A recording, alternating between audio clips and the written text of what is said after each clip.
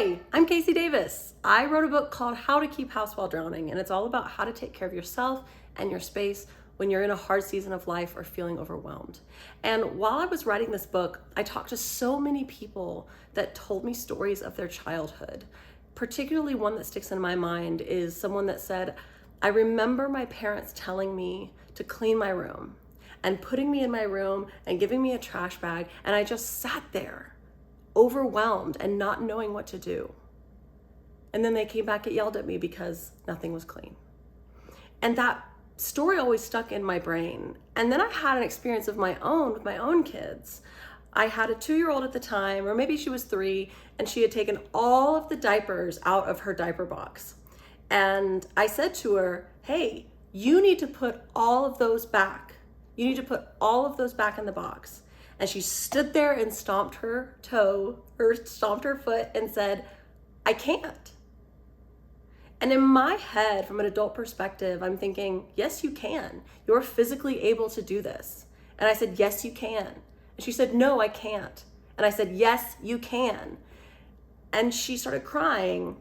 And she said, I can't. I can't pick them all up. There's too many of them. And she put her hands out, and I realized that when my 3-year-old heard me say, pick them all up, she thought what I was saying was pick them all up. And in her head, she's thinking, I can't fit all of them in my arms. And in that moment, I realized my child is not unwilling. She's just overwhelmed. And so that really changed the way that I approach care tasks with my kids. I don't want my kids to think that clean rooms are good and messy rooms are bad. I don't want them to feel like I put them in a room with a trash can and shut the door and told them to figure it out. I really want my kids to see care tasks as functional. And I want to teach them that they deserve a functional space.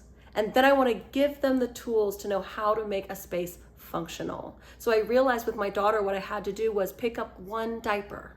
She picked up one diaper. And I said, now put it in the box. Now pick up 2 diapers. Now put them in the box. Kids need us to break things down into steps and teach them how to think about care tasks. That's why I'm super excited that this care task board is available to you. So Mighty and Bright did this room reset board, as you know. And what I want to show you, let me take my sticker off here, is you're going to get this board and you're going to get all these sticker clings.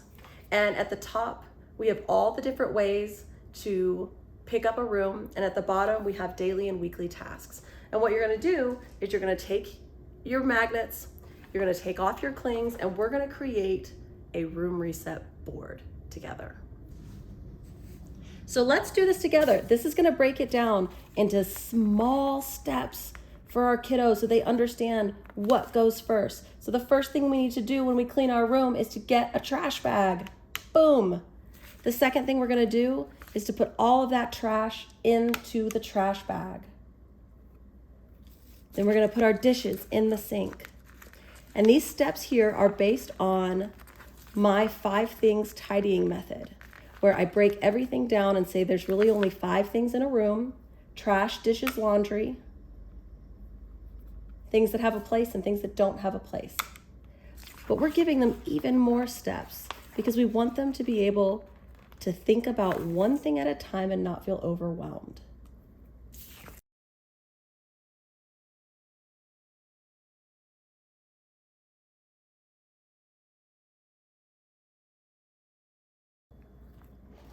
Okay, so now that our board is done, we're gonna have our kids do each task, and when they do it, they get to move that over, see that check mark.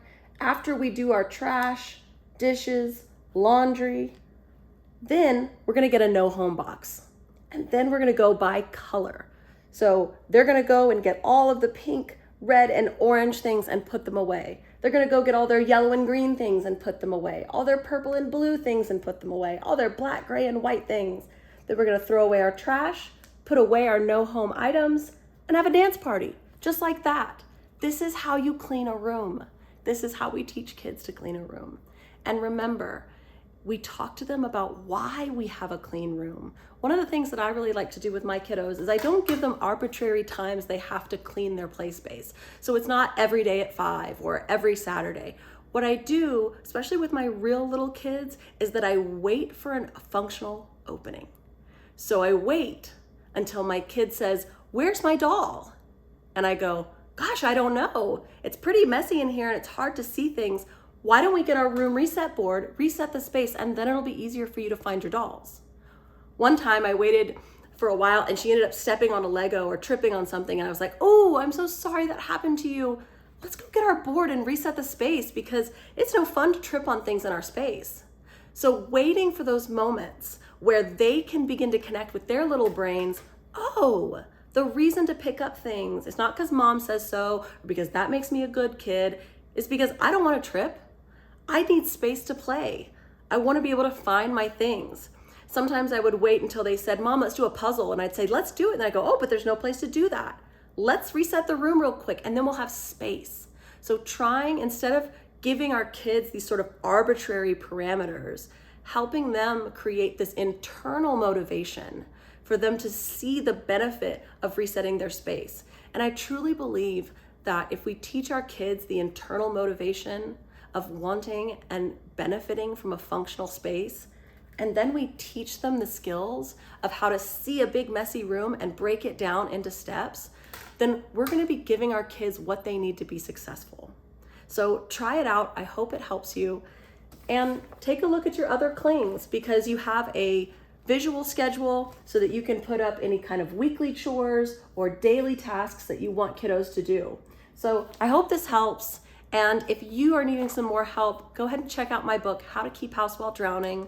You can get it at any major retailer, or if you're someone that likes to listen to podcasts while you clean, pop in your earbuds and tune into Struggle Care podcast with me, Casey Davis. Thank you.